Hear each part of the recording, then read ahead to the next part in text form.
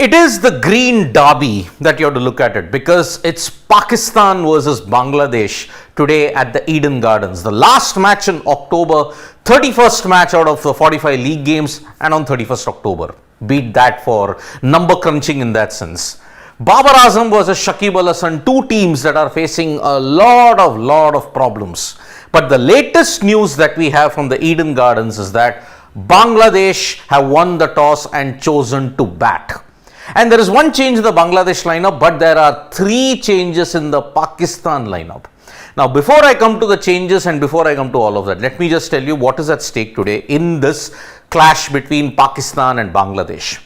If Bangladesh lose today, they will be the first team officially to be eliminated from the semi-final race.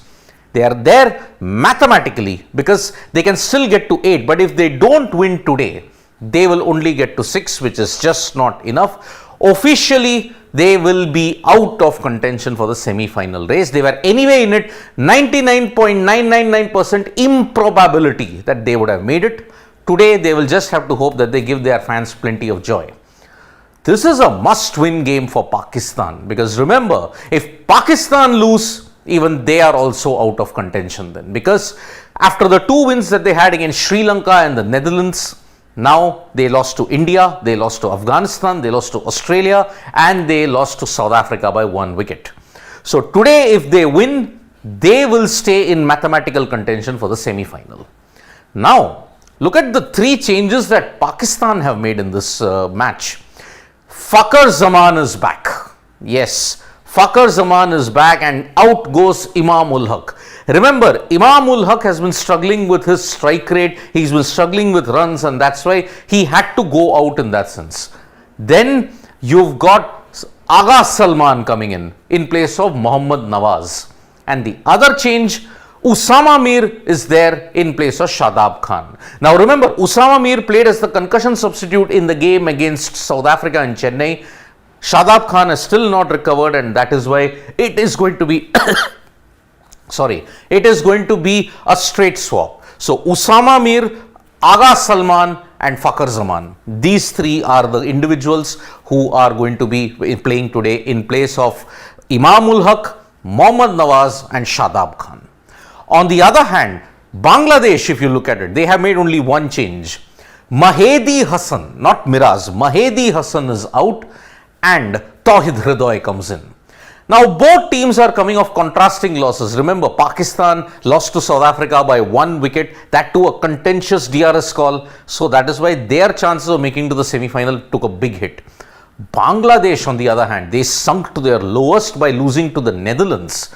And that is why their fans were really venting the frustration out. You can check that video out on Sports Today as to how they vented their frustrations out on the Bangladesh team.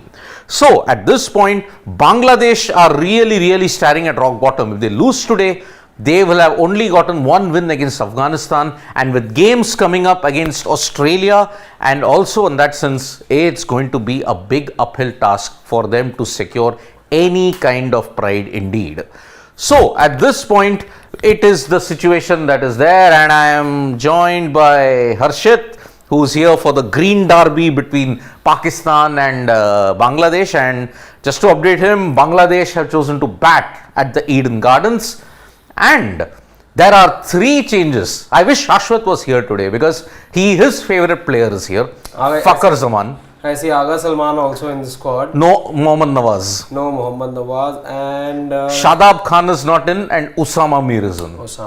Yeah, I knew Usama Mir did play. He was a concussion substitute in the game again, but now officially he's in. Got a ball, 8 overs if I'm not wrong in that match. Bowled well. Yes, actually. 8 overs, got a wicket as well if I'm not wrong. So 3 changes on a deck. Which could get tougher to chase. But I'm surprised partly, let's say, by Bangladesh choosing to bat first. I'll tell you why. Because when I was looking at how things stand between the 2 sides, again, you look at your strengths, you look at your weaknesses, then you look at the opposition as well. Right now, I don't think Bangladesh have the side to put in a total in excess of 300 that can intimidate this side, because anything between 250 270, Pakistan, that's up to their liking, yep. right, up their alley, as they say. So, but again, I think they backed themselves. They've not looked the opposition so much, Bangladesh, the way I look at it.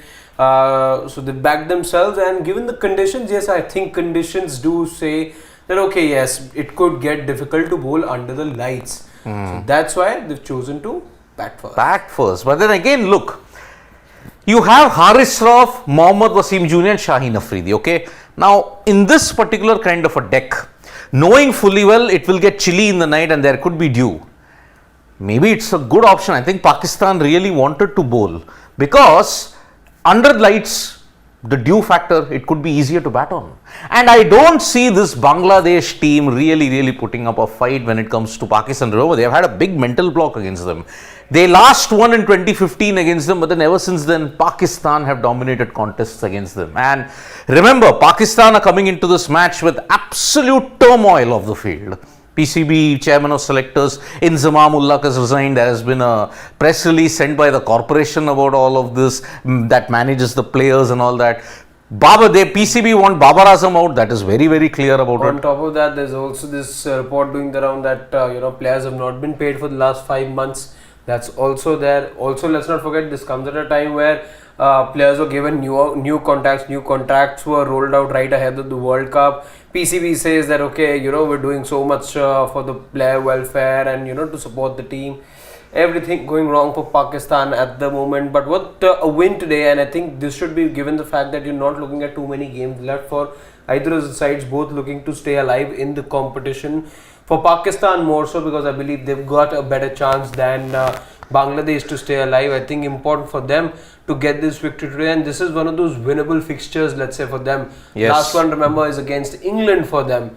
So their next 2 games after this is very tricky. 4th November, Pakistan versus New Zealand, and 11th at this same venue at the Eden Gardens, it's Pakistan versus England. Yeah. Now, if they win today, Bangladesh will become the first team to get officially eliminated from the playoff race. They're looking at 4 consecutive losses now. Pakistan. After winning against Netherlands and Sri Lanka, lost to India, lost to Australia, lost to Afghanistan, lost to South Africa. So in that sense, if you look at it, this is a do or die game for Pakistan in that sense. Now for Bangladesh, remember, if they lose today, first team to get eliminated.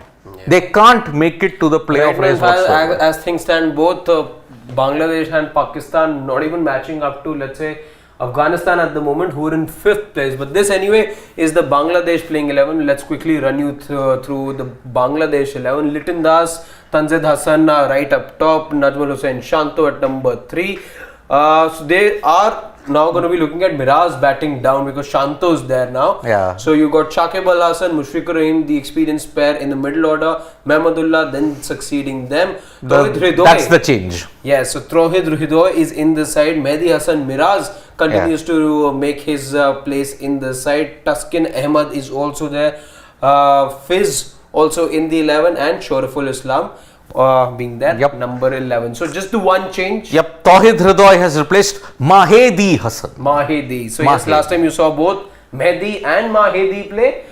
This time around, you're only gonna have Mehdi Hassan. Mehdi Hassan playing. So, but where does he play with the bat? You don't know. But I think given this batting order, why?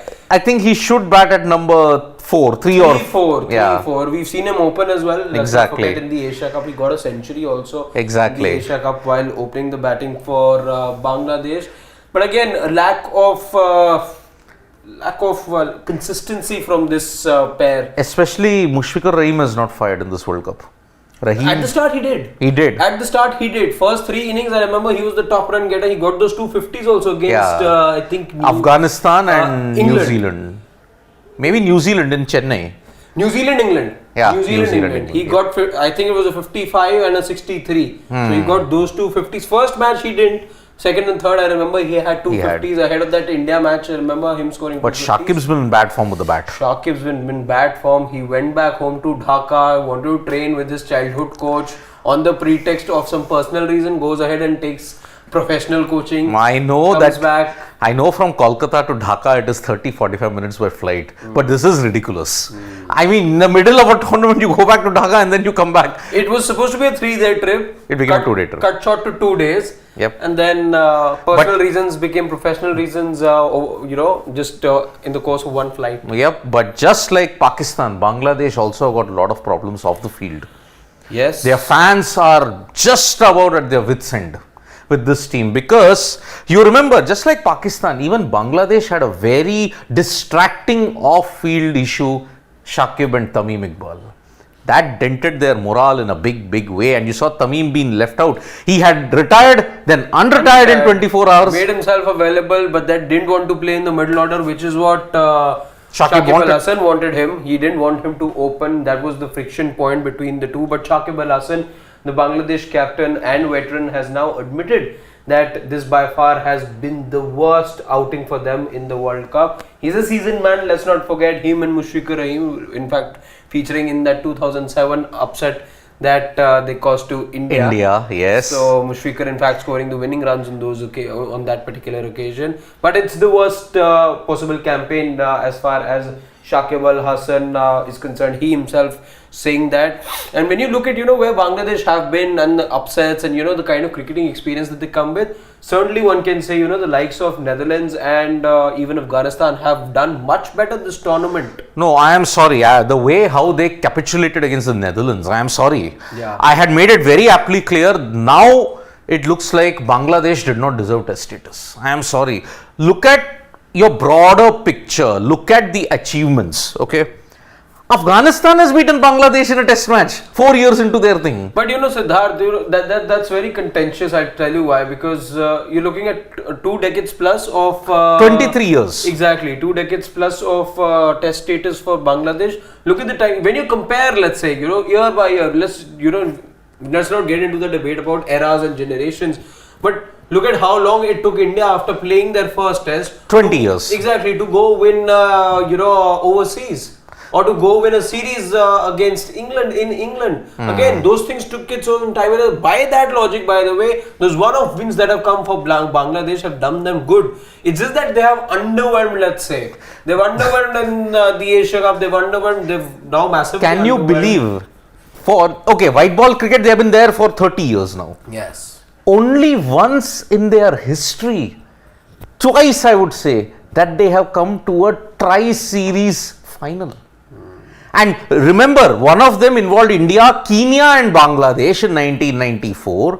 Then if you look at it, in 2019, it was Afghanistan, Bangladesh and Zimbabwe.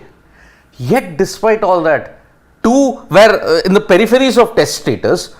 An established test nation, only twice they have reached a final of a multi-nation event. Say of 2 or more, 3 or more. That's the problem Bangladesh are having. And I could have said, okay, maybe inspired Dutch bowling if they had won by 10-20 runs. But they lost by 87 runs. Hammering for and that was supposed to be a home ground. That tells you that they didn't approach the game with the right mindset. The way they gave away their wickets, again, there was 71 for 4 and 6 at one time. So that just tells you, and those are poor shots that we saw. Take nothing away from the Dutch, but you have to say that they were helped massively by the Bangladesh batting. I'll tell you, Liton Das, how could he play a very casual reverse paddle?